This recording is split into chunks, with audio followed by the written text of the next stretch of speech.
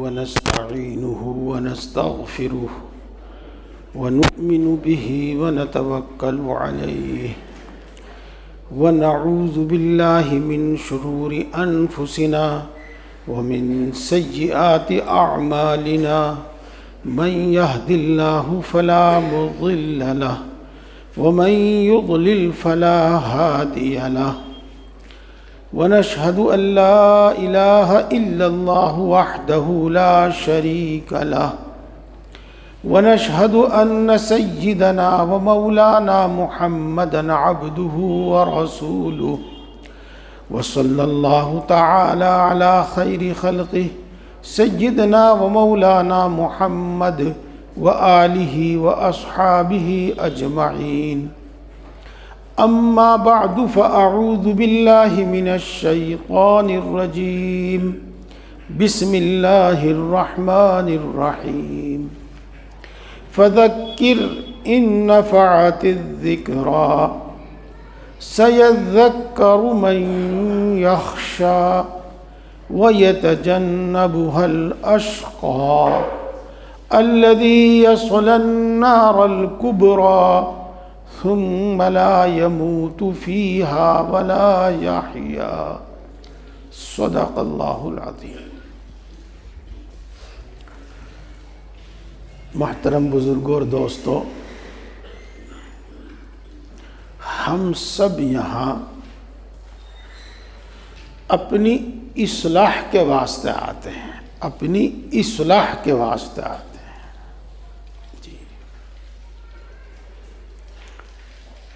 یہاں اس جلسے کا، اس اجتماع کا، اس بیان کا، اس کے علاوہ کوئی اور مقصد نہیں کہ ہم پہلے ہمارے اندر اپنی اصلاح کی فکر پیدا ہو جاوے اور پھر ہم اپنی اصلاح میں لگ جاویں،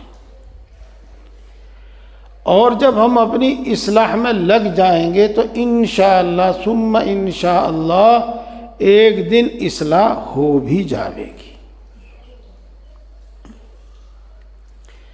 مجھے امید ہے کہ آپ کے سامنے بات میں نے پہلے بھی بتائی ہوگی، نہ بتائی ہو تو آج بتا دوں، اور پہلے بھی بتائی ہے تو کوئی بات نہیں، بار بار بات سننی چاہیے، بار بار بات کہنی چاہیے۔ اصلاح کا کیا مقصد ہوتا ہے؟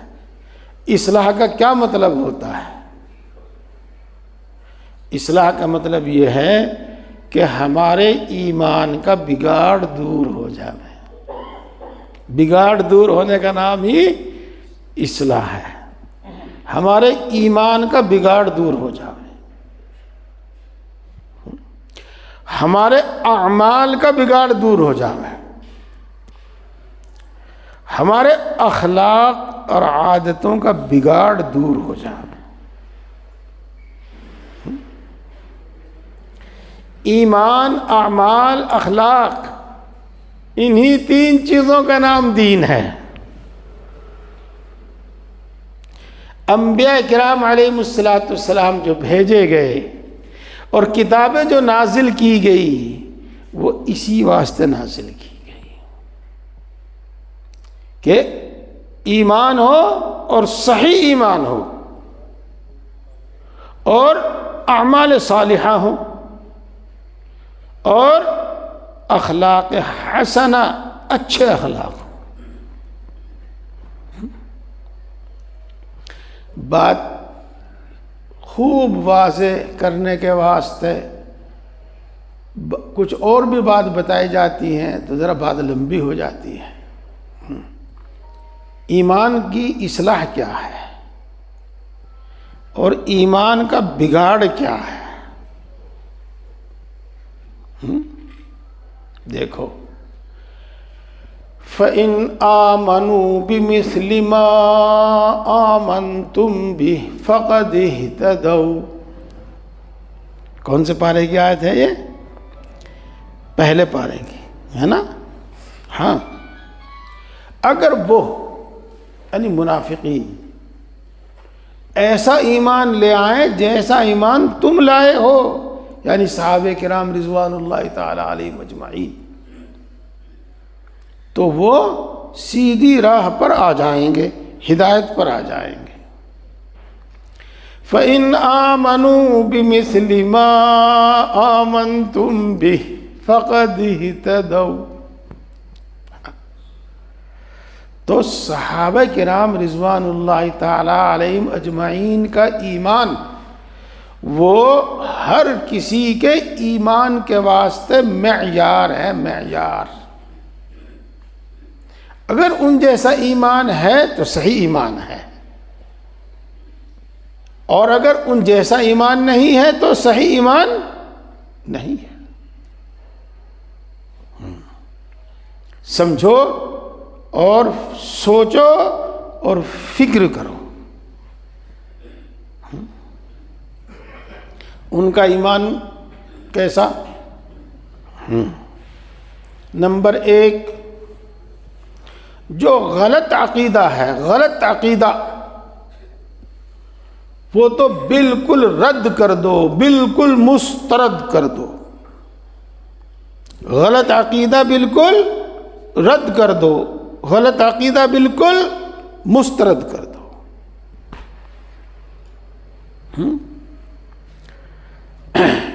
بتوں کو اگر پوجتے تھے تو ان کو پوجنا چھوڑ دو، غلط عقیدہ مسترد کر دیا۔ اگر جنات سے اور غیبی طاقتوں سے ہونے کی اور بگڑنے کی تم کوئی امید رکھتے تھے، کوئی عقیدہ رکھتا تھا، تو اس کو رد کر دو، اس کو مسترد کر دو۔ صرف اللہ کی ذات سے ہونے کا یقین اپنے اندر پیدا کر لو، صرف اللہ کی ذات سے ہونے کا یقین اپنے اندر پیدا کر لو۔ توحید اسی کو کہتے ہیں۔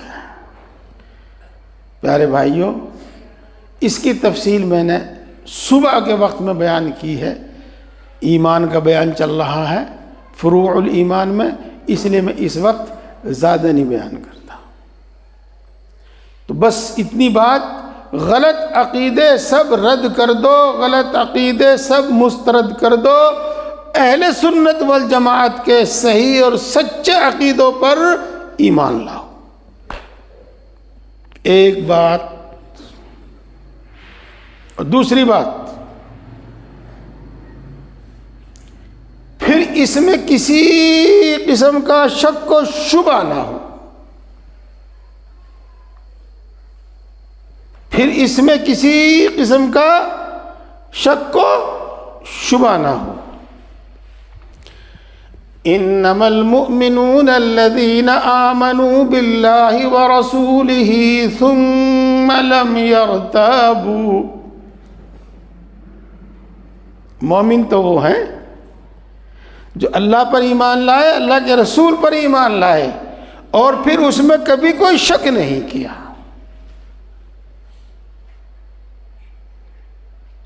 پھر کبھی اس میں کوئی شک نہ پیدا ہو۔ یہ ہے ایمان کی اصلاح۔ دو باتیں بتائی تھی میں نے آپ کو۔ ہاں، تیسری بات سنو۔ عقیدے جتنے بھی ہیں عقیدے، وہ ہے غیب کی خبر کو صحیح اور سچ ماننا۔ اللہ کے رسول صلی اللہ علیہ وسلم نے غیب کی جو خبریں دی ہیں ان سب کو صحیح اور سچ ماننا۔ یؤمنون بالغیب ھدی للمتقین الذین یؤمنون بالغیب۔ ان کو بالکل صحیح اور سچ ماننا، غیب کی خبریں جو دی ہیں ان کو بالکل صحیح اور سچ مان کر یقین کر لینا۔ اور کیسا یقین؟ کیسا یقین؟ کیسا یقین؟ غیب کی چیز کا ایسا یقین جیسے آنکھوں دیکھی چیز کا یقین۔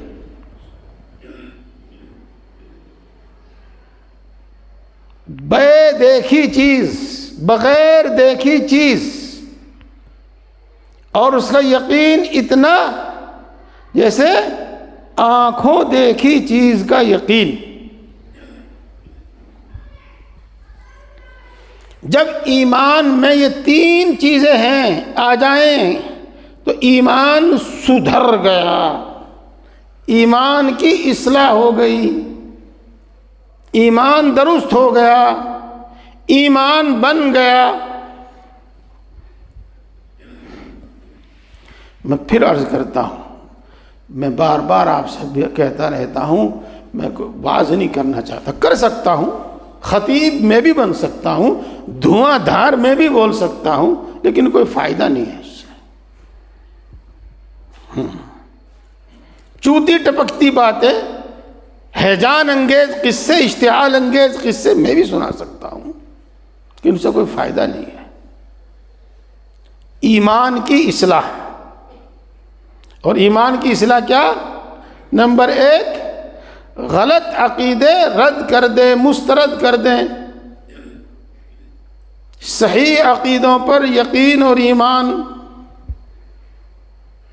اور کیسا ایمان، کیسا یقین؟ جس میں کبھی کوئی شک و شبہ پیدا نہ ہو۔ اور کیسا یقین؟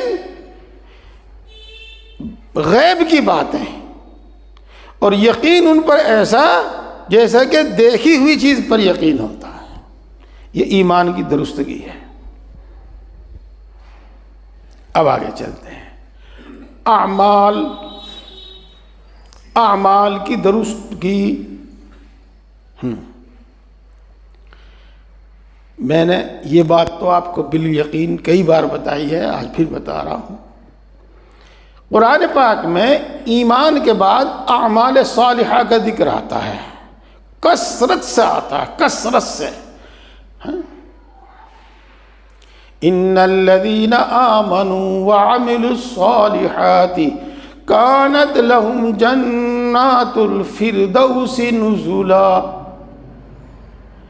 والعصر ان الانسان لفی خسر الا الذین آمنوا وعملوا الصالحات وتواصوا بالحق وتواصوا بالصبر۔ ایمان کے بعد اعمال صالحہ کا ذکر ہے۔ ثم رددناه اسفل سافلین الا الذین آمنوا وعملوا الصالحات فلہم اجر غیر ممنون۔ ایمان کے بعد اعمال صالحہ کا ذکر ہے۔ یہ میں نے آپ کو 3 آیتیں سنا دی، ورنہ قرآن پاک میں بہت ساری آیتیں ہیں۔ تو ایمان کی درستگی کے بعد، ایمان کی اصلاح کے بعد پھر نمبر ہے اعمال کی اصلاح کا، اعمال کی اصلاح کا۔ اسی کو ہم کہتے ہیں اعمال صالحہ۔ تو اعمال کی اصلاح کیا ہے؟ اعمال صالحہ ہمارے اندر آ جائیں، ہم ان کے پابند ہو جائیں، اور اعمال سیئہ، برے اعمال کو ہم چھوڑ دیں۔ جی، نیک اعمال کے ہم اچھے کاموں کے ہم پابند ہو جائیں، اور برے اعمال کو ہم چھوڑ دیں۔ نیک اعمال کے، اچھے اعمال کے ہم ایسے پابند ہو جائیں کہ ان کی ایسی رغبت، ان کا ایسا تقاضا ہمارے دل میں ہو، جیسے سونے کا تقاضا، جیسے پینے کا تقاضا، جیسے کھانے کا تقاضا، یہ طبعی چیزیں بن جائیں۔ اور اعمال سیئہ، برے عمل، برے کام، ان سے ایسی نفرت ہو جاوے جیسے سڑے ہوئے مردار سے نفرت، اور جیسے پیشاب سے نفرت، جیسے پاخانے سے نفرت۔ جی، 2 باتیں بتا دی۔ صرف یہی نہیں کہ ہم نیک اعمال کے پابند ہو جائیں، بلکہ وہ ہماری طبیعت ثانیہ بن جائیں۔ صرف یہی نہیں کہ ہم برے کام چھوڑ دیں، بلکہ ان سے طبعی طور پر نفرت پیدا ہو جائے۔ آپ میں سے بعض حضرات عصر کے بعد بھی تھے، وہاں جو کتاب پڑھی گئی ہے اس میں وہاں حضرت نے ایک بات فرمائی ہے، پتہ نہیں حاضرین اسے سمجھے کہ نہیں سمجھے۔ ہاں، جو کام مشکل کے ساتھ، مشقت کے ساتھ، بھاری طبیعت کے ساتھ کیے جاتے ہیں ان پر پابندی نہیں ہوتی، جو رغبت کے ساتھ کیے جاتے ہیں، سہولت کے ساتھ کیے جاتے ہیں، ان پر پابندی ہوتی ہے۔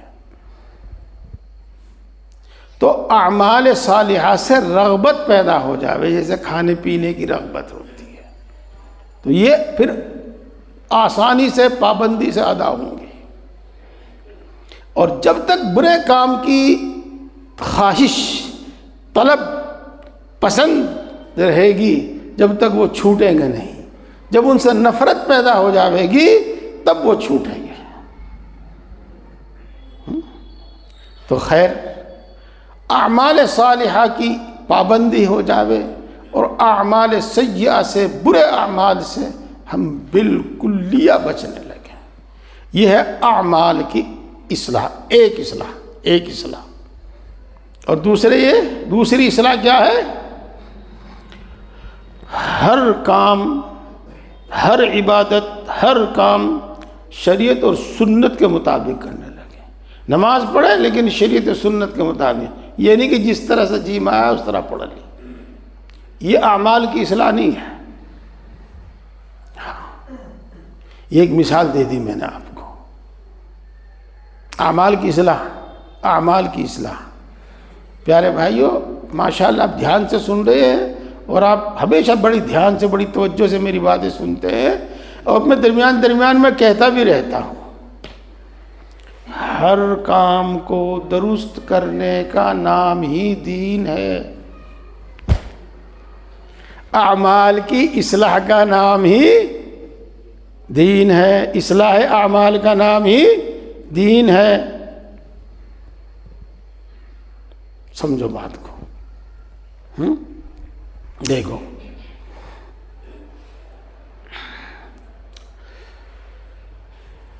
یہی لے لو بات جو سب سے پہلے آتی ہے،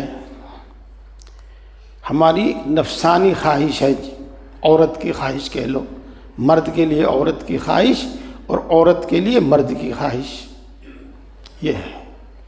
اس کو ٹھیک طریقے پر ادا کرنے کا نام دین ہے، اور اس کو غلط طریقے پر ادا کرنے کا نام بے دینی اور گناہ ہے۔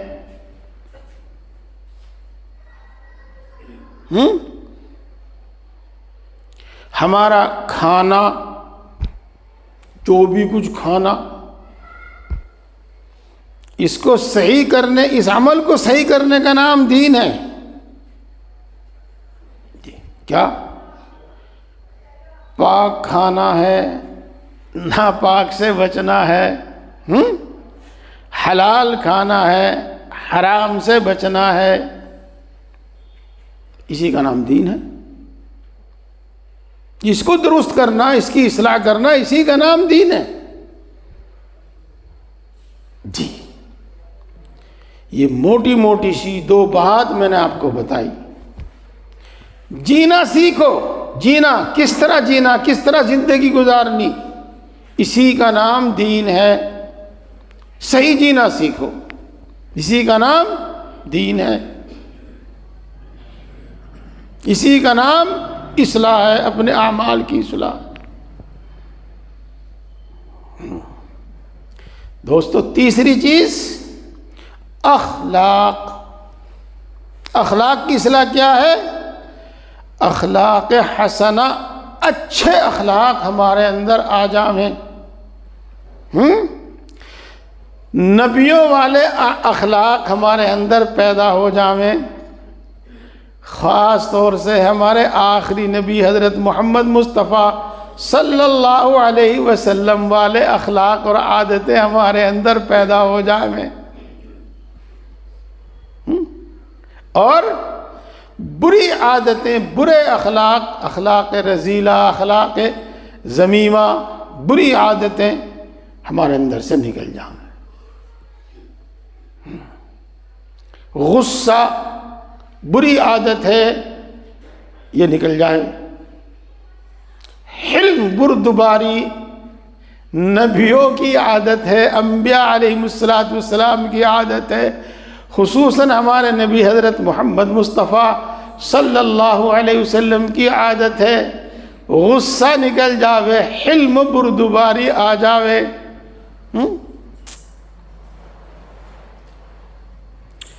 جذبہ انتقام، ہر چیز کا بدلہ لینا، اور بدلہ بھی آنکھیں میچ کر لینا۔ کون سا بدلہ؟ اینٹ کا جواب پتھر سے دینا، ایک کے بدلے 10 سر کاٹنا، یہ نہیں، بلکہ حلم بردباری، جذبہ انتقام ختم، اور معافی درگزر، اور اگر بدلہ لینا ہے تو حد کے اندر۔ حد کے اندر کون سی حد؟ وَجَزَاءُ سَيِّئَةٍ سَيِّئَةٍ بِمِثْلِهَا وَمَنْ عَفَا وَأَصْلَحَ فَأَجْرُهُ، آگے کیا ہے؟ عَلَى اللَّهِ۔ اللہ اکبر، اللہ اکبر۔ وَجَزَاءُ سَيِّئَةٍ سَيِّئَةٍ بِمِثْلِهَا وَمَنْ عَفَا وَأَصْلَحَ فَأَجْرُهُ عَلَى اللَّهِ۔ جی، اور برائی کا بدلہ اسی کے برابر برائی کرنا ہے،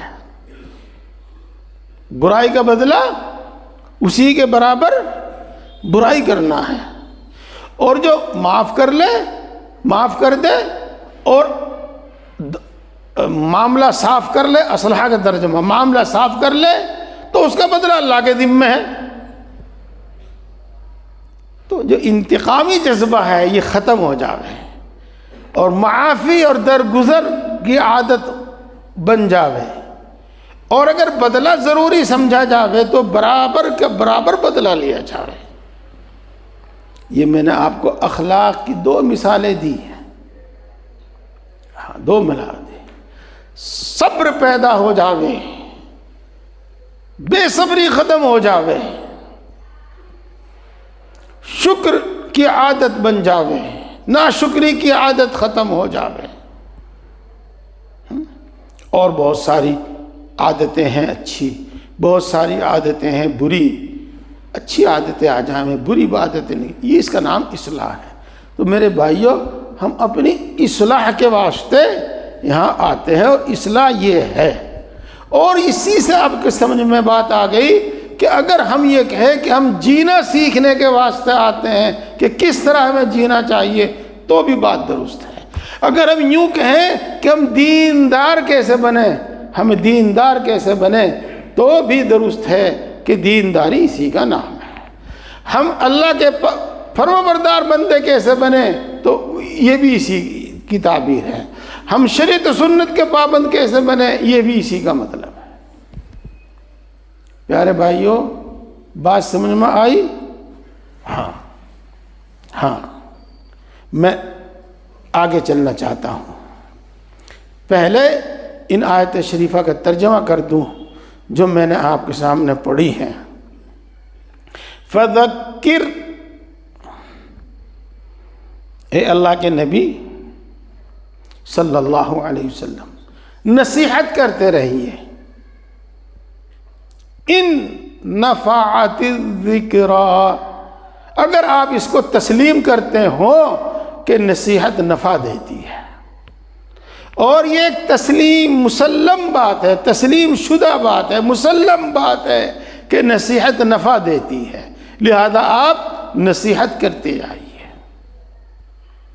فذکر ان نفعت الذکریٰ، سن رہے میرے بھائی؟ میری اس بات کا برا نہ ماننا، آپ سن رہے؟ ہاں۔ سَيَذَّكَّرُ مَن يَخْشَىٰ، اس کے میں دو ترجمے کروں گا۔ جلدی ہی نصیحت حاصل کرے گا وہ شخص جس کے اندر خشیت اور خوف ہے۔ دوسرا ترجمہ، ضرور نصیحت حاصل کرے گا وہ شخص جس کے اندر خشیت اور خوف ہے۔ ہاں جس کے اندر خشیت نہیں ہے، خوف نہیں ہے، ڈر نہیں ہے، ہچکچاہٹ نہیں ہے، دل اتنا سخت اور اتنا سیاہ ہو گیا ہے کہ برائی کرتے وقت اس کا کچھ ہچکچاہٹ نہیں ہوتی، اور نصیحت سن کر، فضیلت سن کر اور دھمکی سن کر اس کے دل پر کوئی اثر نہیں ہوتا، ہاں اس کو کوئی فائدہ نہیں ہوگا۔ سَيَذَّكَّرُ مَن يَخْشَىٰ وَيَتَجَنَّبُهَا الْأَشْقَىٰ، اور جو نصیحت آپ کرتے ہیں، جو نصیحت آپ کریں گے، ان سے وہی بچے گا، وہی ان سے دور رہے گا جو بدبخت اور بد نصیب ہے، اشقا۔ قرآن کی نصیحتوں سے، حدیث پاک کی نصیحتوں سے، رسول اللہ صلی اللہ علیہ وسلم کی سیرت پاک سے وہی عبرت حاصل نہیں کرتا، وہی نصیحت حاصل نہیں کرتا جو پیدائشی طور پر بدبخت اور بد نصیب ہو، بد نصیب ہو۔ قرآن پر وہی عمل نہیں کرتا جو بد نصیب ہو، حدیثوں پر وہی عمل نہیں کرتا جو بد نصیب ہو، شریعت و سنت پر وہی عمل نہیں کرتا جو بد نصیب ہو۔ وَيَتَجَنَّبُهَا الْأَشْقَىٰ، کون سے پارے میں بھائی ہے؟ 30 پارے میں، سورہ اعلیٰ میں ہے، دیکھ لے، ترجمہ دیکھ لینا۔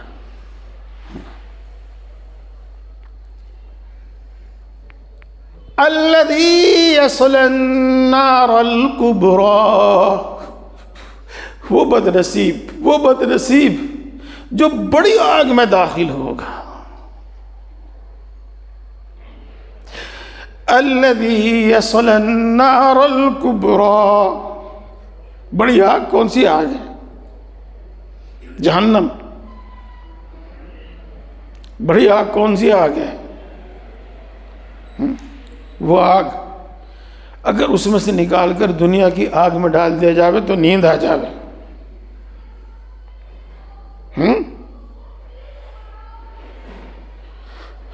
الذي يصل النار الكبرى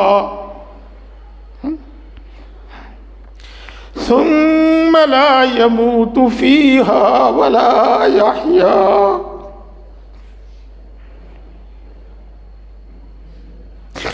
پھر وہاں نہ وہ مرے گا نہ وہ جیوے گا۔ ثم لا يموت فيها ولا يحيا، پھر وہ وہاں نہ مرے گا اور نہ جیوے گا۔ یہ تو حقیقت ہے کہ موت نہیں آئے گی۔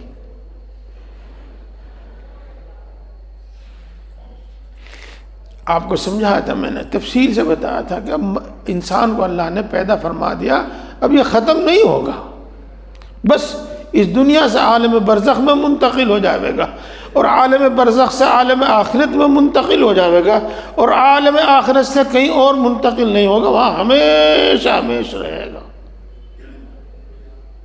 تو مرے گا تو ہے ہی نہیں، اور وہ اتنی دکھ بھری زندگی ہوگی، اتنی دکھ بھری زندگی ہوگی کہ اس کو زندگی کہنا ہی نہیں، مناسب نہیں، اس کو زندگی نہیں کہا جا سکتا۔ وہ اتنی دکھوں بھری زندگی ہوگی کہ اس کو زندگی نہیں کہا جا سکتا۔ ثم لا يموت فيها ولا يحيا، یہ میرے دوستو اب اگلی بات سنو۔ میں ایک حدیث پاک سناتا ہوں آپ کو۔ رسول اللہ صلی اللہ علیہ وسلم نے ارشاد فرمایا کہ دنیا سے قبر تک آدمی کے ساتھ 3 چیز جاتی ہیں، 2 واپس آ جاتی ہیں، ایک اس کے ساتھ ہمیشہ رہتی ہے۔ قبر تک 3 چیزیں کیا جاتی ہیں؟ ایک تو اس کے دوست، احباب، رشتہ دار، ماں باپ، جیسے کہ آپ دیکھتے ہیں کہ دور دراز سے یار پیارے دوست احباب رشتہ دار آتے ہیں، نہلا کر اپنے کندھوں پر اٹھا کر قبر میں دفناتے ہیں لے جا کر۔ اور زمانے جاہلیت میں ایک عادت تھی، اور وہ شروع اسلام میں بھی موجود اور باقی تھی۔ اس وقت تک رسول اللہ صلی اللہ علیہ وسلم نے اس پر پابندی نہیں لگائی تھی، اور وہ عادت یہ تھی کہ آدمی کا مال و دولت، سامان مال و دولت بھی ساتھ لے جایا کرتے تھے۔ ان میں کچھ بہت ساری بری عادتیں تھیں، اور ایک تھی تکاثر۔ مال سنو ہمارے اندر بھی ہے، زیادہ نہیں تو بہت حد تک ہے۔ تکاثر، الہاکو آگے کیا ہے؟ متکاثر۔ تکاثر نے ان کو ہرا کے برباد کر دیا۔ تکاثر کیا ہے؟ مال زیادہ، اور پھر اس زیادہ مال کا دکھاوا۔ بول لو ہمارے اندر ہے کہ نہیں؟ زیادہ زیادہ مال جمع کرنا اور پھر تھوڑے کو بھی زیادہ دکھانا، اسی کا نام ہے تکاثر۔ تو ان کے اندر ایک بیماری تھی تکاثر کی زمانہ جاہلیت میں۔ تو وہ اس کو ایک بہت بڑا انسان ظاہر کرنے کے واسطے اس کا مال و دولت بھی ساتھ لے کے جایا کرتے تھے قبرستان میں، یوں دکھانے کے واسطے کہ یہ اتنا بڑا آدمی تھا، اتنا دولت مند تھا۔ پھر ظاہر بات ہے کہ وہ مال و دولت تو واپس آ جاتا تھا۔ جی، تو دو چیز یہ قبرستان تک، قبر تک ساتھ جاتی تھی، اور دونوں واپس آ جاتی تھی۔ اور تیسری چیز ایمان اور اعمال، یہ بھی ساتھ جاتے ہیں، یہ واپس نہیں آتے، یہ انسان کے ساتھ جاتے ہیں آگے، اور یہ انسان کے ساتھ رہتے ہیں ہمیشہ ہمیشہ ہمیشہ۔ کفر، شرک، اور کفر اور شرک سے پیدا ہونے والے اعمال، کفریہ اعمال، شرکیہ اعمال، وہ سب ساتھ جاتے ہیں۔ اور ایمان اور ایمانی اعمال اور ایمانی اخلاق، ایمان سے پیدا ہونے والے اعمال، ایمان سے پیدا ہونے والے اخلاق اور عادات، یہ سب ساتھ جاتے ہیں۔ اسی ہم یوں کہہ سکتے ہیں کہ انسان کے اعمال اس کے ساتھ جاتے ہیں، برے اعمال بھی اس کے ساتھ جاتے ہیں، اور بھلے ایمان، بھلے اعمال بھی اس کے ساتھ جاتے ہیں۔ ہم پھر اس کو یوں کہتے ہیں، سن، یہ اعمال تیرا کبھی پیچھا نہیں چھوڑیں گے، یہ تیری خیانت کبھی تیرا پیچھا نہیں چھوڑے گی، یہ تیرا جھوٹ کبھی تیرا پیچھا نہیں چھوڑے گا، قیامت تک نہیں چھوڑے گا، حشر تک نہیں چھوڑے گا، اس کے بعد بھی نہیں چھوڑے گا۔ یہ حرام مال کمانا تیرا کبھی پیچھا نہیں چھوڑے گا، نہ قبر میں چھوڑے گا، نہ حشر میں چھوڑے گا، نہ اس کے بعد چھوڑے گا۔ یہ اعمال کبھی پیچھا نہیں چھوڑیں گے، بھلے اعمال بھی ہوں، بھلے اعمال ہوں یا برے اعمال ہوں، یہ تیری گردن کا ہار بن گئے ہیں، یہ کبھی تیرا پیچھا نہیں چھوڑیں گے، کبھی پیچھا نہیں چھوڑیں گے۔ اس لیے اعمال اور ایمان اور نیک اعمال تیرے ساتھ جائیں گے، اور یہی تیرے کام آئیں گے، اور کچھ نہیں کام آنے کا۔ اور کفر اور شرک، اور کفر یا شرکیہ اعمال، انہی میں سے معاصی بھی ہیں، گناہ بھی ہیں، وہی تیرے گلے کا ہار ہے، وہی تیری مصیبت ہے ہمیشہ کے لیے۔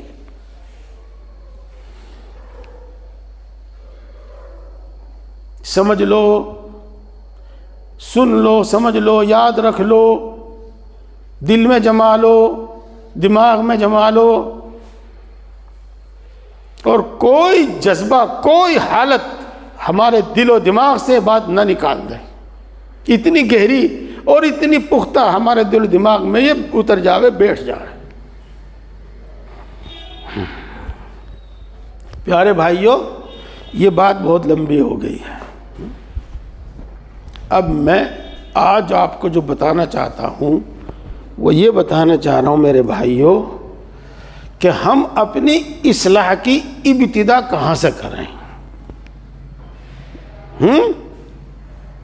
اپنی اصلاح کی شروعات کہاں سے کریں؟ اپنی اصلاح کی ابتدا کہاں سے کریں؟ اپنی اصلاح کی شروعات کہاں سے کریں؟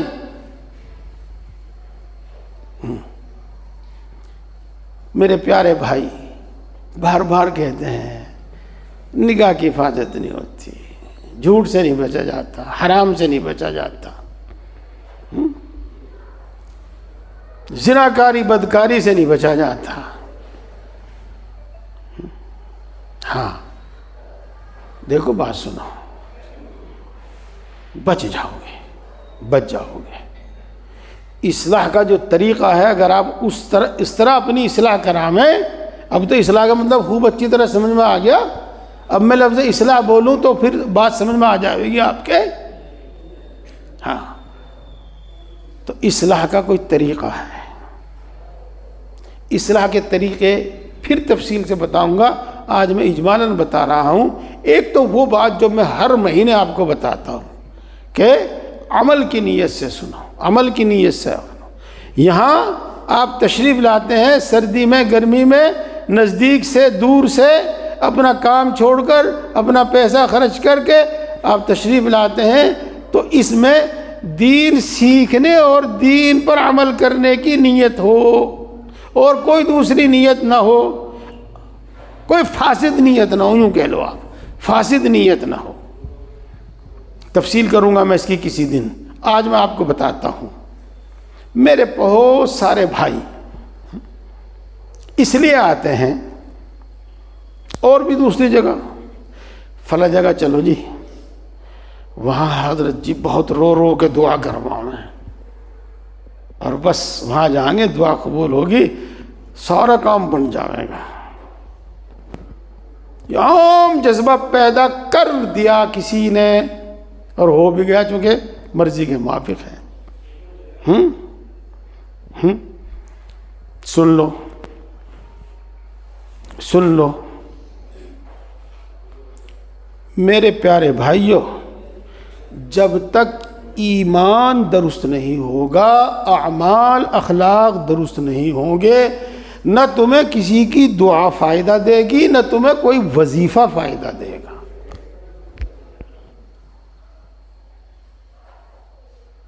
پکی بات ہے، پکی بات ہے، پکم پکی بات ہے۔ تم اللہ کی نافرمانیاں کرو اور کسی کی دعا تمہیں کام دے دے،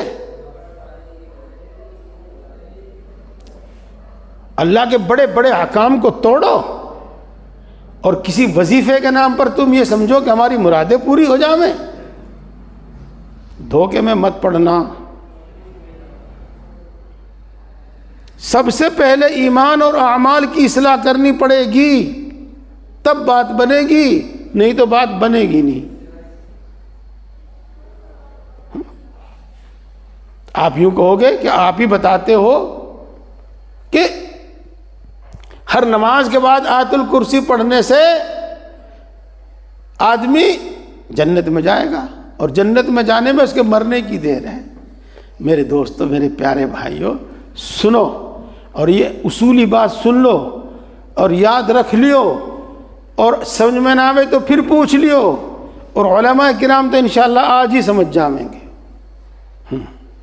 جی، جو بھی کوئی فضیلت کسی دعا کی آئی ہے، اور جو بھی کوئی فضیلت کسی عمل کی آئی ہے، وہ آئی ہے مومن کے واسطے، مومن کے واسطے، کافر کے واسطے نہیں، مومن کے واسطے۔ اور اللہ کے نزدیک، اللہ کے رسول کے نزدیک، حدیث میں، قرآن میں وہ مومن مراد ہوتا ہے جو اللہ کا مطیع اور فرما بردار ہوتا ہے۔ کوئی بھی وظیفہ ہو، کوئی بھی وظیفہ ہو، حدیث میں کوئی بھی دعا آئی ہو، کوئی بھی ہو، وہ سب کام کریں گی مومنوں کے واسطے۔ جب اعمال، ایمان اور اعمال درست ہو جائیں گے تب، ورنہ اعمال جب تک درست نہیں ہوں گے تو اس وقت تو اللہ کا غضب نازل ہوگا، اللہ کی سزائیں پوری ہوں گی، سزائیں نہ ہوں گی۔ جی، دھوکے میں مت رہو. کسی بڑے عالم سے پوچھ لینا میری بات سمجھ میں نہ آئی ہو اور میری بات کا یقین نہ ہو آیا ہو تو جس پر آپ کا اعتماد ہو ان سے پوچھ لینا. ہاں تو یہ وظیفے سے بعد میں کام دیں گے. میرے شیخ حضرت مولانا شاہ ابرار صاحب نور اللہ مرقدہ فرمایا کرتے تھے، مثلا کسی کا بیٹا ہو کسی کو چوٹ مار دے، کسی کی کوئی چیز چرا لے، کسی کے ساتھ جھگڑا کر دے، روزانہ ایک طوفان بدتمیزی برپا کرتا پھرتا ہے اور پولیس اس کو پکڑ لیتی ہے. اب والد محترم جاتے ہیں، ہاتھ جوڑ کر بیٹھ جاتے ہیں، دروغہ جی اس کو معاف کر دو، آئندہ نہیں کرنے کا، دروغہ جی اس کو معاف کر دو، آئندہ نہیں کرنے کا. تو چلو باپ کے لحاظ کی وجہ سے، باپ کے گڑ گڑانے کی وجہ سے ایک مرتبہ معاف کر دے گا، 2 مرتبہ معاف کر دے گا. پھر اول تو اگر وہ باپ ہے سمجھدار ہے تو پھر جانے ہی کا نہیں وہ سفارش کرنے، اور اگر جاوے گا بھی تو مانی جائے گی اس کی، سنی جائے گی اس کی نہیں. تو اس کو نکال دو اپنے اندر سے. وہ حدیثیں صحیح ہیں، وہ فضیلتیں بالکل صحیح آئی ہیں جو حدیث میں ہے، قرآن پاک میں ہے، حدیث میں اللہ کے رسول نے بیان کی ہے، لیکن وہ مومنوں کے لیے ہے. تو اعمال کی اصلاح کرو. جب آپ اعمال کی اصلاح کرو گے تو اول تو اللہ کی رحمت ہی خود نازل ہوگی آپ پر. قرآن پاک میں اللہ تبارک و تعالیٰ نے قرآن پاک کو ہدم و رحمہ کو بہت جگہ فرمایا ہے. ہدایت ہے، رحمت ہے، ہدایت ہے، رحمت ہے. جب تم صحیح راستے پر چلو گے اللہ کی رحمت انعام خود ہی نازل ہوگا. جب تم صحیح راستے پر چلو گے، اللہ کے مطیع اور فرما بردار بندے بنے رہو گے تو اللہ تمہاری مانے گا. کو تمہاری سفارش کرے گا تب اللہ مانے گا. جی ہاں، نیک بندوں کے حق میں فرشتوں کی بھی دعا قبول ہوتی ہے اور نیک لوگوں کی بھی دعا قبول ہوتی ہے. ایک بات بتا دوں، جس کی سمجھ میں آوے سمجھ لے، جس کی سمجھ میں آوے نہ سمجھے. اہل کشف گناہ گاروں کے واسطے دعا بھی نہیں کرتے. اہل کشف گناہ گاروں کے واسطے دعا بھی نہیں کرتے، اور نیک لوگوں کے لیے فرشتوں کی دعا میں، نیک مومنین کی دعا میں حصہ ہوتا ہے. تو انشاءاللہ اول تو اصلاح کے بعد نہیں بلکہ اصلاح کی ساتھ جب آپ اصلاح میں لگ جائیں گے اپنی، ہاں تو انشاءاللہ اسی وقت سے خود آپ کا، اللہ کا، میرا، آپ کا اور اللہ کا ایسا تعلق ہو جائے گا کہ خود آپ ہی گڑ گڑا کر دعا مانگیں گے، خود ہی آپ ہی توجہ سے دعا مانگیں گے. جی، اور آپ کی دعا بھی قبول ہوگی. یہ بس میں یہیں سے ایک بات اور تھوڑی سی بتاتا ہوں، جو بتانا چاہتا پھر وہ رہ گئی. ہاں، کیا یہ کبھی مت سوچنا کہ وعظ و تقریر سن کر، کتاب پڑھ کر ہمارے اندر ایک ایسا جذبہ پیدا ہو جائے گا کہ ہم ایٹومیٹک مشین بن جائیں گے اور سارے نیک اعمال ہم سے خود بخود ہونے لگیں گے اور سارے گناہ ہم سے خود بخود چھوٹنے لگیں. ایسا کبھی نہیں ہو سکتا، کبھی نہیں ہو سکتا. یاد رکھنا، گناہ چھوڑنے میں ہمیشہ ایک مشقت رہے گی اور نیک عمل کرنے میں ہمیشہ ایک مشقت رہے گی، کم یا زیادہ. جی ہاں، اگر تم ایٹومیٹک مشین بن گئے تو فرشتے بن گئے، پھر تمہارے لیے کوئی اجر ثواب ہی نہیں، پھر کوئی اجر ثواب ہی نہیں. ہاں، تو مشقت سے مت گھبراؤ، مشقت سے مت گھبراؤ. بس میں انہی 2 باتوں پر، 3 باتوں پر اصلاح کہاں سے شروع کروں. میرے دوستو، یہ بات میں اب کثرت سے بیان کر رہا ہوں، ہر جگہ بیان کر رہا ہوں. میں نے ارادہ کیا کہ آپ کے سامنے بیان کروں، اور آپ اس کے سب سے زیادہ حقدار اور مستحق ہیں کہ میں آپ کے سامنے بات بیان کروں. نمبر 1، دین سیکھو. دین سیکھے بغیر یہی پتہ نہیں چلنے کا کون سا عقیدہ صحیح ہے جس پر ہم یقین کریں اور کون سا عقیدہ باطل اور جھوٹ اور غلط ہے جس کو ہم مسترد کر دیں. بتاؤ، پتہ چلے گا؟ نہیں پتہ چلے گا. دین سیکھو. اور میں اس کو یہیں چھوڑتا ہوں بس. میں نے ابھی آپ کے سامنے جو کتاب پیش کی تھی، لکھی تھی، اس میں نے کتابوں کے نام لکھ دیے ہیں۔ بہشتی زیور پڑھو، تعلیم الدین پڑھو، اسلامی عقیدے پڑھو، ان سے آپ کو معلوم ہوگا کہ کون سے عقیدے صحیح اور سچ ہیں جن کا یقین کریں، کون سے عقیدے جھوٹے اور باطل ہیں جن کو مسترد کریں، رد کریں۔ تو دین سیکھو۔ اور میں اس کو یہی اس لیے چھوڑ رہا ہوں کہ اگلی باتیں، اگلی مثالیں میں نے آپ کو بار بار دی ہوئی ہیں۔ جب تک ہمیں یہ پتہ نہیں ہوگا کہ سنت کیا چیزیں ہیں تو اس وقت تک ہم نماز سنت کے مطابق کیسے پڑھ لیں گے؟ تو دین سیکھو، ایک بات۔ اور دوسری بات دوستو، نماز کی پابندی، نماز کی پابندی، نماز کی پابندی، پانچوں وقت کی نماز کی پابندی۔ جی ہاں، مسجد میں پہلی صف میں تکبیر اولیٰ کی کے ساتھ، جماعت کے ساتھ، اول آخر کی سنتیں اور نفلوں کے ساتھ نماز پڑھو، پانچوں وقت کی۔ اس کے لیے کوشش کرو، اس کے لیے محنت کرو، اس کے لیے مجاہدہ کرو، اس کے لیے کچھ جان کی، مال کی، وقت کی قربانی دو، اور اپنی عادت بناؤ۔ عادت میں پہلے بتا چکا ہوں، اس کو بناؤ۔ جب تک آپ کو یہ موقع میسر نہ ہو اور جب تک آپ کو یہ صفت حاصل نہ ہو، اس وقت تک کیا کرنا؟ اس کے لیے محنت کرنی ہے اور ایسا ہی بننا ہے۔ اور اس وقت تک کیا کرنا؟ جماعت کی نہیں صحیح تو بغیر جماعت سے پڑھنی ہے، چھوڑنی نہیں ہے۔ مسجد میں نہیں تو گھر، دکان، کھیت، جہاں بھی ہم ہیں وہیں پڑھنی ہے۔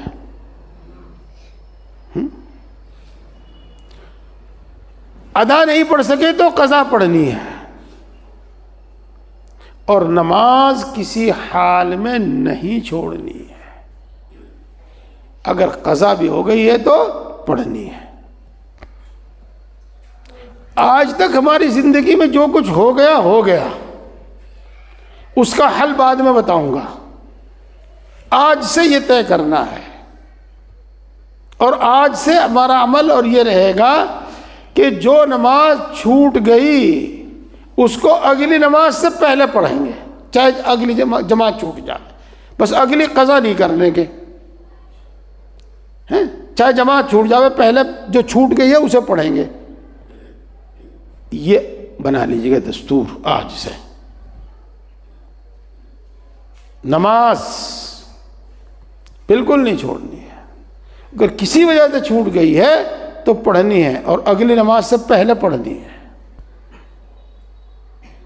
بات سمجھ میں آئی بھائی؟ میں پھر عرض کر دوں، اس کے لیے آپ کو کچھ کرنا پڑے گا۔ اپنے جذبات پر قابو کرنا سیکھو اور اپنی خواہشات کو دبانا سیکھو۔ جی ہاں، لا یؤمن احدکم حتی یکون ہواہ تبعا لما جئت بہ، جب تک تمہاری خواہشات میرے لائے ہوئے دین کے تابع نہیں ہو جائیں گی اس وقت تک تم مومن نہیں بنو گے۔ اپنی خواہشات پر کنٹرول کرنا سیکھو، ان کو دبانا سیکھو، اپنے جذبات کو دبانا سیکھو۔ ہاں، تو اپنے جذبات کو دبا کر، اپنی خواہشات کو دبا کے جو بھی کچھ ہے، وقت پر نماز پڑھو، نماز پڑھو۔ نماز میں اللہ تبارک و تعالیٰ نے، ہمارے دین نے، ہماری شریعت نے اتنی سہولت دے دی ہے جتنی ممکن ہے، اس سے زیادہ سہولت ممکن ہی نہیں ہے۔ میرے پیارے بھائیوں، میں اس بات کو بھی یہیں پوری کر رہا ہوں، اس بات کو بھی یہی پوری کر رہا ہوں۔ ایک بات یہ ہو گئی۔ دوسری بات، قرآن پاک کی تلاوت سمجھ کر پڑھو، بے سمجھے پڑھو، روانی کے ساتھ پڑھو، اٹک اٹک کر پڑھو، پڑھو پڑھو پڑھو، ضرور پڑھو، ضرور بھی ضرور پڑھو، ضرور بھی ضرور، ضرور بھی ضرور، ضرور بھی ضرور پڑھو، مت چھوڑو، مت چھوڑو۔ یہ دو باتیں ہو گئی۔ قرآن پاک کے فضائل خوب معلوم ہے آپ کو، اس کا ثواب بھی معلوم ہے آپ کو۔ میں اکثر ایک بات ہی بیان کرتا ہوں، قرآن پاک انسانوں کی ہدایت کے واسطے نازل کیا گیا، پھر متقی لوگوں کی ہدایت کے واسطے نازل کیا گیا۔ تو قرآن پاک کے نزول کا جو سب سے اہم پہلو ہے، سب سے اہم پہلو ہے، وہ ہدایت ہے۔ ٹھیک کہہ رہا بھائی میں؟ بات سمجھ میں آ رہی ہے آپ کے؟ ہاں۔ تو اس کا سننا ہدایت، اس کا پڑھنا ہدایت، اس کا سمجھ کر پڑھنا ہدایت، اس کا بے سمجھے پڑھنا ہدایت، اس کا سمجھ کر پڑھنا اللہ کے قرب کا ذریعہ، بے سمجھے پڑھنا اللہ کے قرب کا ذریعہ، اللہ کی نزدیکی کا ذریعہ، دلوں کے زنگ کو دور کرنا، دل کو نرم کرنا۔ یہ سناتا تو میں آپ کو بہت، لیکن میں بار بار گھڑی دیکھ رہا ہوں۔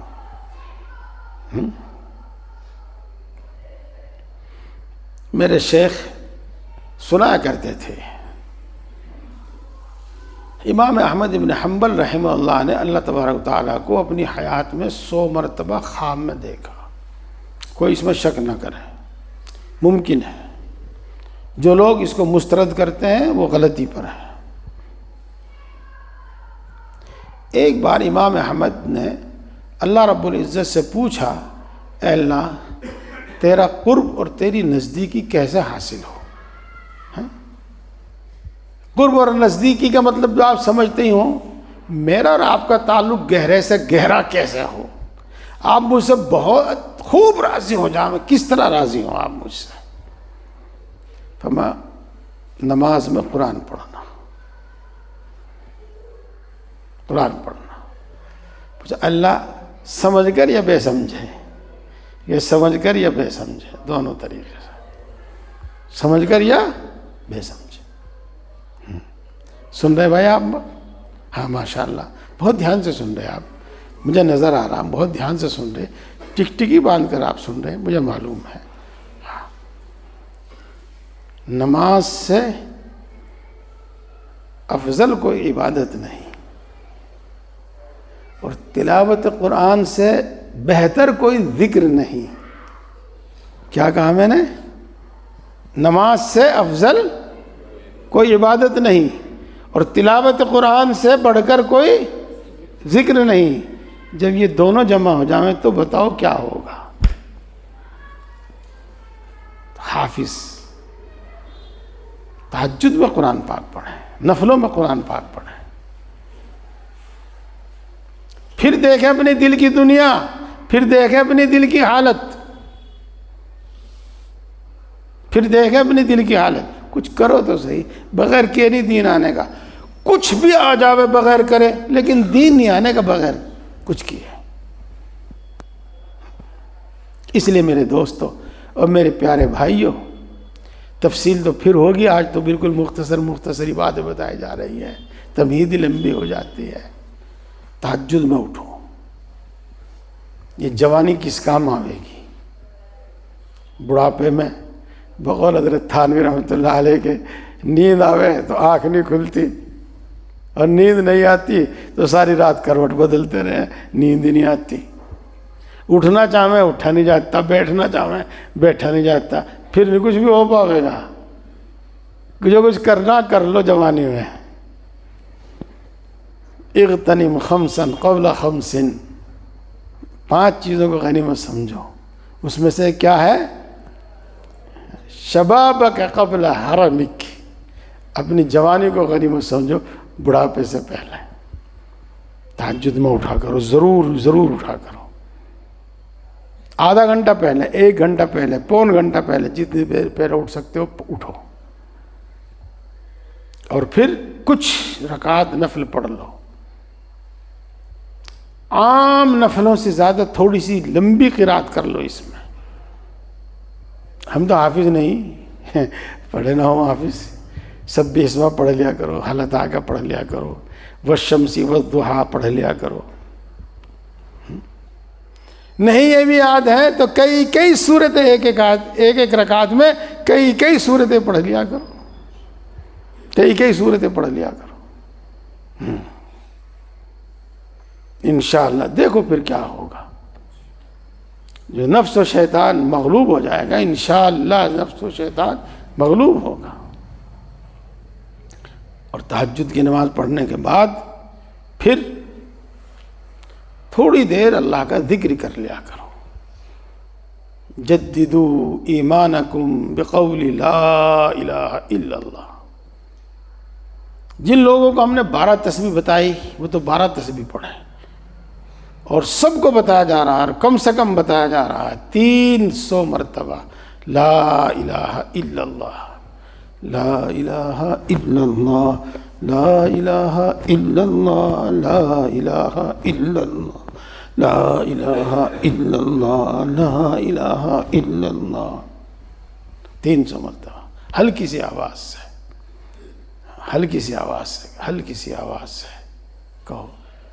جو کہتے ہیں ان کو پتہ ہے اس کا فائدہ، اور جو نے اب تک نہیں کیا وہ کر کے دیکھ لو. پھر اس کے بعد جماعت تک اپنے سب معمولات پورے کر لو. قرآن شریف کی تلاوت، سورہ یاسین شریف، اور جو بھی اپنا معمول ہے.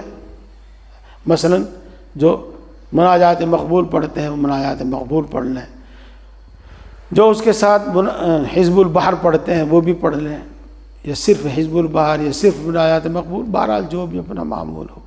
سورہ یاسین شریف، مناجات مقبول، قرآن پاک کی تلاوت. فجر کی نماز سے پہلے ان سب سے فارغ ہو جاؤ. اگر اللہ نے فرصت دی ہے، کوئی ایسا تقاضا نہیں ہے تو اشراق تک بیٹھے رہو، نہیں تو فجر کی نماز پڑھ کے اپنے کام میں نکل جاؤ، اپنے کام میں نکل جاؤ. اور فرصت ہے، موقع ہے تو اشراق تک بیٹھے رہو اور اپنے دن بھر کے معمول پورے کر لو. اشراق کے بعد پھر اپنے کام میں لگ جاؤ. پیارے دوستو، میں نے آپ کو جو اہم معمول بتایا وہ یہی بتایا، اور اس کو شروع کر دو، اس کو شروع کر دو انشاءاللہ العزیز ثم انشاءاللہ العزیز. اس سے دل کے اندر ایسی نرمی اور نورانیت پیدا ہوگی کہ آپ کے لیے آگے بڑھنا آسان ہو جائے گا. اس کے بعد پھر کیا کرنا، بعد نہیں، اس کے ساتھ اور کیا کرنا. دین سیکھنا میں نے پہلے بتا دیا ہے. مسنون دعائیں یاد کرو اور ان کے وقتوں میں ان کو پڑھو. جتنی بھی زیادہ سے زیادہ آپ یاد کر سکتے ہیں، جتنی بھی زیادہ سے زیادہ آپ پڑھ سکتے ہیں، اور اس سے اونچا عمل اور کوئی نہیں ہے. نوافل میں اس سے اونچا عمل کوئی نہیں ہے. دلیل بھی دو، یہ اتنا ہی کافی ہے. نہیں دلیل بھی لے لو. کون سی جو سمجھ میں نہ آوے، یہ ایسی جو سمجھ میں آ جاوے، ایسی جو سب کی سمجھ میں آ جاوے. مسنون دعائیں کنہیں کہتے ہیں؟ وہ دعائیں جو رسول اللہ صلی اللہ علیہ وسلم پڑھا کرتے تھے، ان کو مسنون دعائیں کہتے ہیں. تو اس کا مطلب یہ ہوا کہ رسول اللہ صلی اللہ علیہ وسلم اپنا رات دن کیسے گزارتے تھے. اب بتاؤ اس سے اونچا عمل ہو سکے کوئی اور؟ ہاں انشاءاللہ العزیز، انشاءاللہ العزیز اس کے اثرات بہت جلدی آپ اپنے اندر دیکھیں گے، بہت جلدی آپ اپنے اندر دیکھیں گے. ایک بات اور بتا دوں، غلط فہمی میں مبتلا مت ہونا. میں جو کہہ رہا ہوں میں ایک صحیح بات کہہ رہا ہوں. ہر وقت تسبیح ہاتھ میں لے کے گھومنے کی کوئی ضرورت نہیں ہے، کوئی ضرورت نہیں ہے. مسنون دعائیں پڑھتے رہو. مصنون دعائیں پڑھتے رہو۔ جی بھائی وقت ہو گیا، 5 منٹ میں دعا کرا دیتا ہوں۔ اور آپ سے گزارش ہے ساتھ ساتھ میں گناہ چھوڑ دو، گناہ چھوڑنے پہ لگ جاؤ۔ جب آپ یہ پہلے اعمال کرنے لگیں گے تو گناہ چھوڑنا آسان ہو جائے گا، اور انشاءاللہ باقی بات پھر ہوگی۔ آج مجھے بہت ساری باتیں آپ کو بتانی تھی، جن میں سے کچھ باتیں میں نے آپ کو بتا دی۔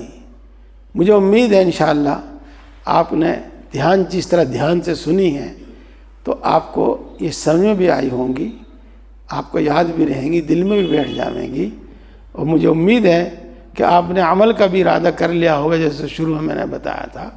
اور پھر گزارش ہے کہ جو بات پوچھنی ہو آپ پوچھ لیجئے گا، اب نہیں نماز کے بعد۔ آپ کو معلوم ہے نماز کے بعد کا ایک عمل ہوتا ہے ہمارے یہاں، اس کو ہمارے ساتھی کرتے ہیں، میں الگ بیٹھا رہتا ہوں، اسی لیے تاکہ جس کو کچھ بات پوچھنی ہے بتانا ہے اس کو موقع ملے، بعد میں بھی پھر بھی موقع دیا جاتا ہے بات کرنے کا۔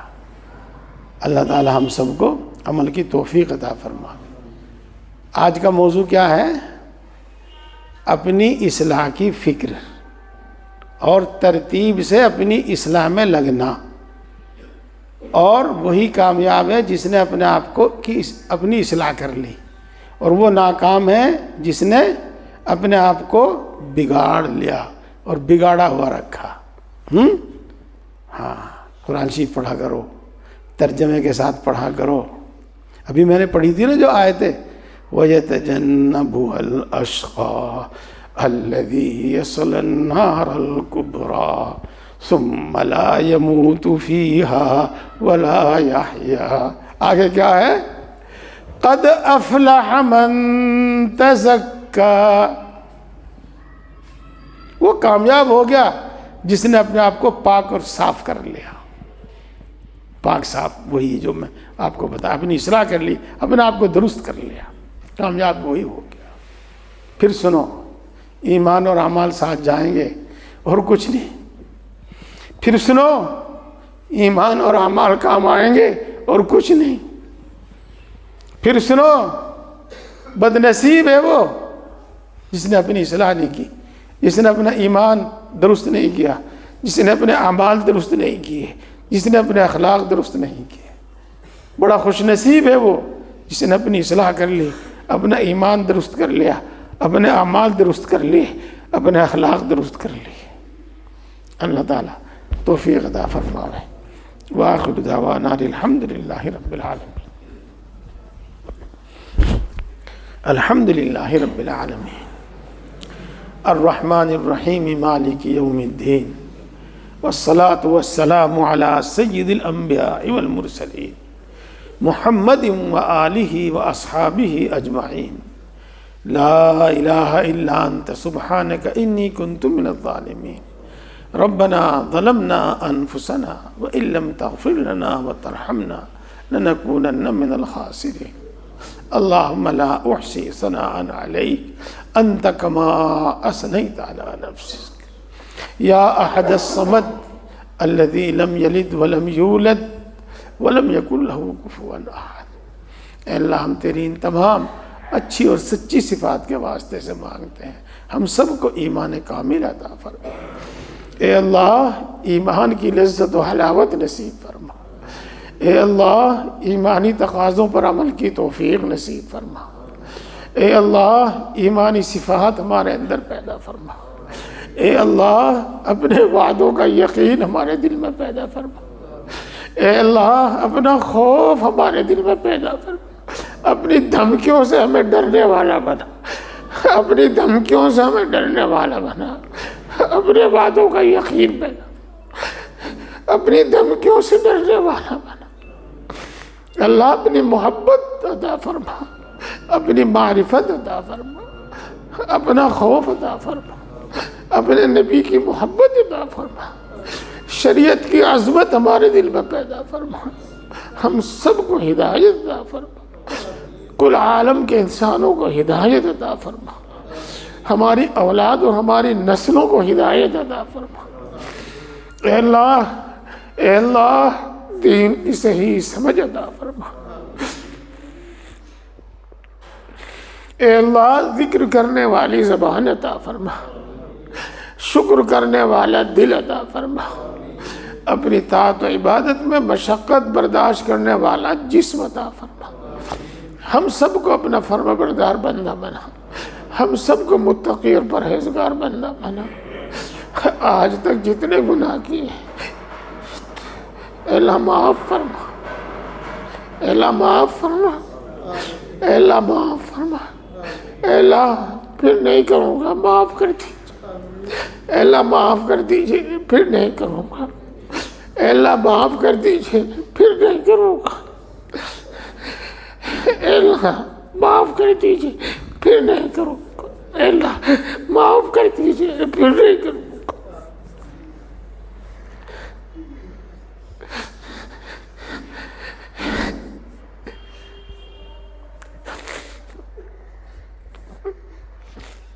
اے اللہ توبہ پر استقامت نصیب فرما،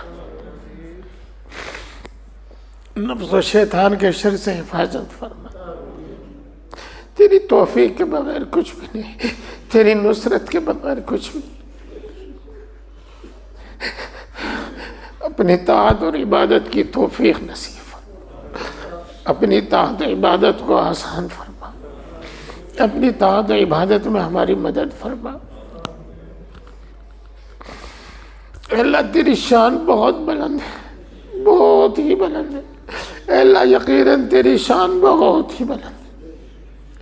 ہم تیری شایع نشان تیری عبادت نہیں کر پاتے، ہماری ناقص عبادتوں کو قبول فرما، ہماری ناقص عبادتوں کو قبول فرما، فضل سے اپنے فضل سے اپنی رحمت سے ہماری ناقص عبادتوں کو قبول فرما۔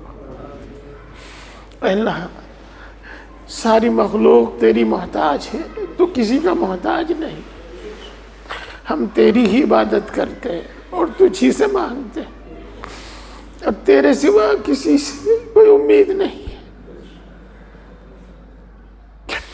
اے اللہ تو قادر ہے، ہر چیز کا مالک ہے، ہر چیز کے خزانے تیرے قبضے میں ہیں، تیرے خزانے کے بھی کم یا ختم ہونے والے نہیں ہیں۔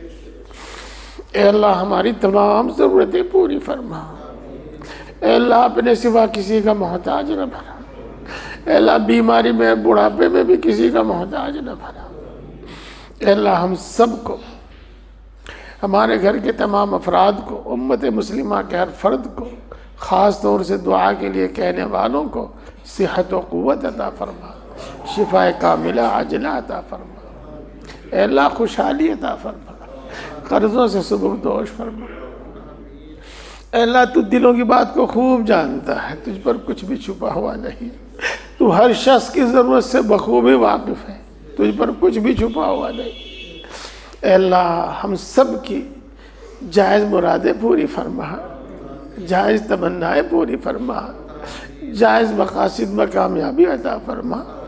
اے اللہ ہر ضرورت پوری فرما، اے اللہ ہر مشکل کو آسان فرما، اے اللہ ہر پریشانی کو دور فرما، اے بگڑی کے بنانے والے ہر بگڑا ہوا کام بنا دے، اے قادر مطلق ہر اٹکا ہوا کام بنا دے، اے قادر مطلق ہر اٹکا ہوا کام بنا دے، چین کی، سکون کی، راحت کی، عافیت کی زندگی عطا فرما دے، ایمان پر خاتمہ فرما، اپنے فضل سے ہم سب کی بغیر حساب کے مغفرت فرما، امت کے اندر اتحاد اتفاق پیدا فرما، امت کے اندر سمجھداری پیدا فرما، اے اللہ امت کے اندر بیداری اور سمجھداری پیدا فرما، اے اللہ ہر وہ خیر تجھ سے مانگتے ہیں جو تیرے نبی نے مانگی ہے ہم کو عطا فرما، ہر اس شر سے پناہ چاہتے ہیں جس سے تیرے نبی نے پناہ چاہی ہے اس سے ہماری حفاظت فرما، اے اللہ اپنے فضل و کرم سے اور اپنے نبی پاک حضرت محمد مصطفیٰ صلی اللہ علیہ وسلم کے صدقے اور طفیل سے ہماری تمام دعاؤں کو قبول فرما، آمین آمین یا رب العالمین۔ ربنا تقبل منا انك انت السميع العليم وتب علينا انك انت التواب الرحيم۔ سبحان ربك رب العزة عما يصفون وسلام علی المرسلین والحمد للہ رب العالمین۔